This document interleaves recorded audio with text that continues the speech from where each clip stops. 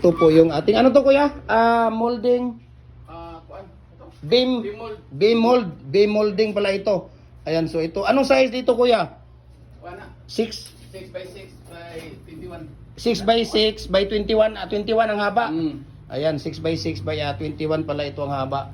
So, beam molding pala ito. Ayan, no. Yung mga natatapos na beam molding. Okay? So, maraming salamat, no. Apat-apat na yung kuya, di ba? Upat-upat na to. Sa kasi tulo.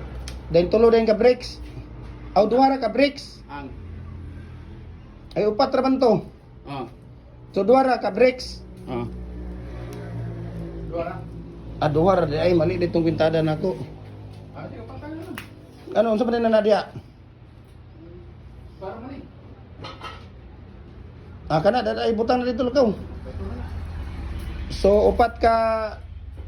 So, pila ka kuha nga tuwa kuha? Duha imong gihatag nga previous. Ayan, so maraming salamat po no kay Kuya Mimer. Ayan kuya, harap ka dito kay isama kita dito sa vlog no.